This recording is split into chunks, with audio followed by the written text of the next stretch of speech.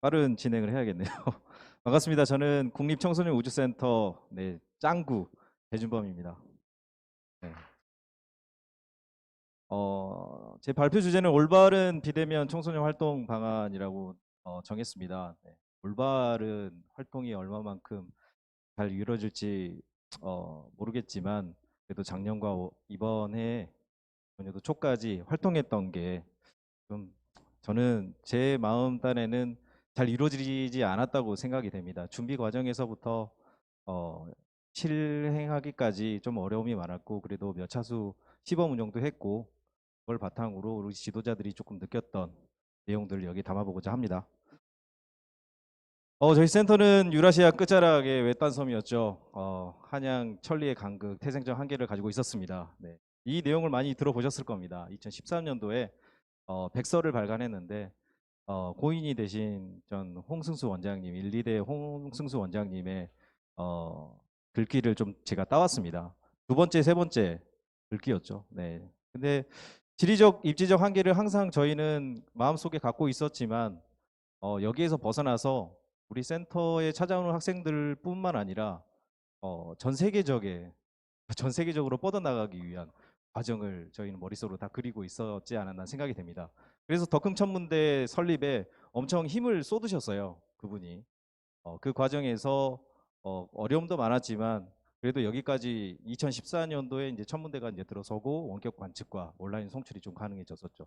그때부터 이제 14년도부터 이제 온라인 송출이 가능했지만 거기서부터 어떤 컨텐츠를 또 송출할 건지 또 고민이 많았었습니다. 시범 운영도 했었고 또 몇 회 온라인 포럼 혹은 이제 프로그램 어, 개발에 대한 발표도 이루어졌었죠. 그뿐만 아니라 찾아가는 과학 창의 축전, 그렇죠. 대한민국 과학 창의 축전도 2010년부터 10년도, 11년 이후에서부터도 계속 진행을 했습니다. 엄청 많은 장비와 그리고 인력들이 투입이 됐었죠.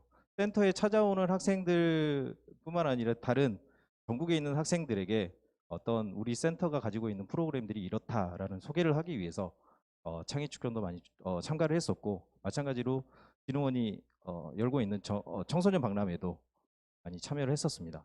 그리고 사회배려 대상 학생들 대상으로도 유니버스라는 주제 찾아가는 유니버스라고 해서 찾아갔었죠. 그래서 센터가 가지고 있는 이런 환경 속에서도 많은 어, 노력을 해서 밖으로 우리가 하고 있는 일을 표출하고자 노력을 했습니다. 어, 이 서름을 극복하기 위한 어, 결과물들이 이거였습니다. NISC 단위 프로그램 약 70종이 개발이 되어 있는 상태인데 과정 프로그램 내에 이제 단위 프로그램이 다 포함되어 있는 겁니다. 그래서 이제 개발도 다 돼 있는 상태였고 그리고 SNS 이제 페이스북, 인스타그램이나 관측 자료를 업로드 많이 했었죠.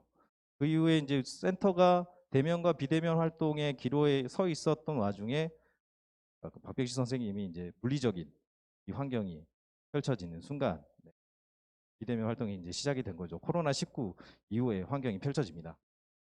센터에서는 뭐 이렇게 준비를 했었습니다. 비대면 융합 변경 가능 사업에 대한 그리고 아이템에 대한 선발이 좀 이루어졌었고 이렇게 사업은 기존에 이제 원격 관측 온라인 중계가 이루어졌었습니다.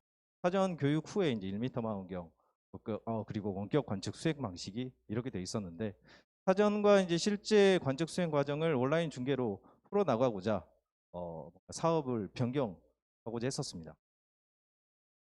그리고 이제 홍보 관련인데요.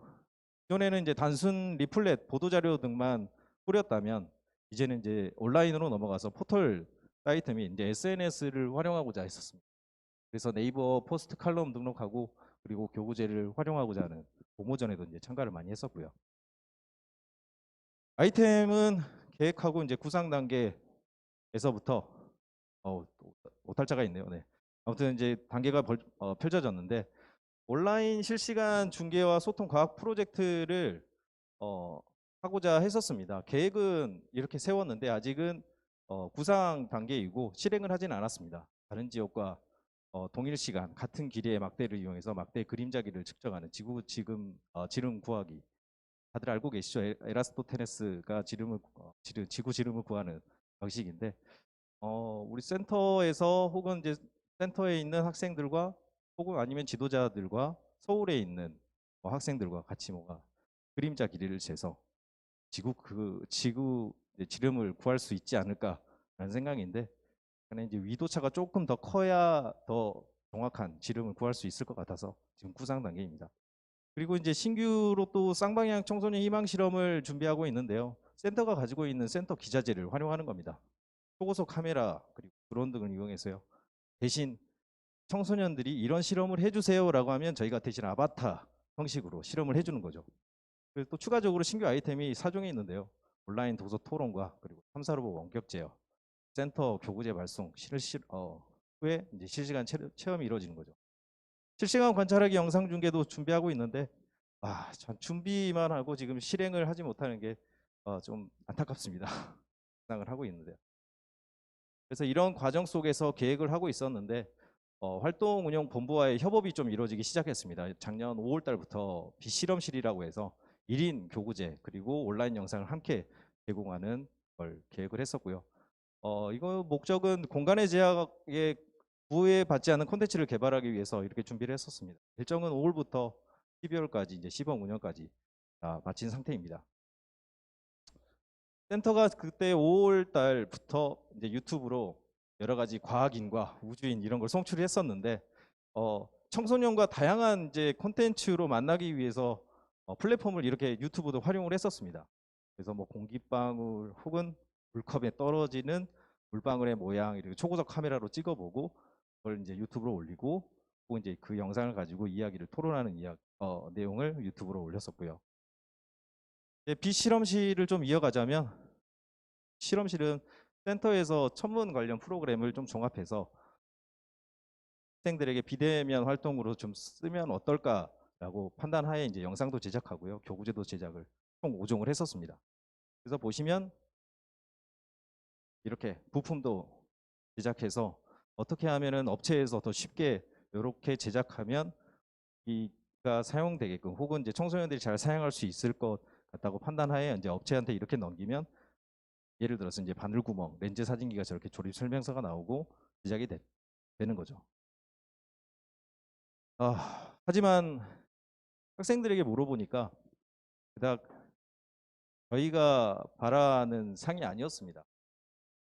센터에 찾아오는 학생들에게 물어봐도 마스크를 쓰고 있는 학생들의 표정을 잘 읽을 수 없었고, 그 학생들이 다들 비슷한 생각을 하고 있지 않을까 질문을 던져봤는데, 학교 생활은 어떠니, 원격 수업은 할만하니, 그리고 예체능 관련 활동과 역동적인 활동이죠.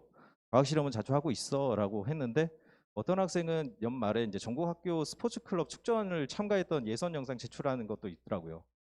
여러 활동들을 참여했었습니다. 하지만 대부분의 학생들은 지역적으로 조금 다르긴 했지만, 전남 쪽의 학생들에게 물어보니까 대부분 원격 강의 수업이 쌍방향으로 이루어지지 않고 단방향으로만 이렇게 이루어지다 보니까 4시간, 5시간 동안 화면 앞에서만 앉아있는 경우가 너무나 많았습니다. 그래서 쌍방향의 수업의 비중은 경기나 서울권에서만 많이 이루어지고 전남 쪽에는 너무 취약했다고 저는 판단이 됐었고요. 이런 학생들을 대상으로 저희도 비대면 활동을 만드는데, 개발을 하는데, 이렇게 앉아있는 학생들에게 또 같은 방식의 프로그램을 만들 자신이 너무 없었습니다. 하면 안 되겠다고 판단을 해서 여러 가지 생각이 많았었죠. 그래서 이제 직접 비대면 활동을 해보니까 느끼게 됐었습니다. 최초에는 지도자의 개입 없이 영상, 워크북 그리고 교구제만 제공하는 비대면 활동을 계획을 했었는데, 교구제 결합의 어려움을 학생들이 엄청 많이 느꼈었고요.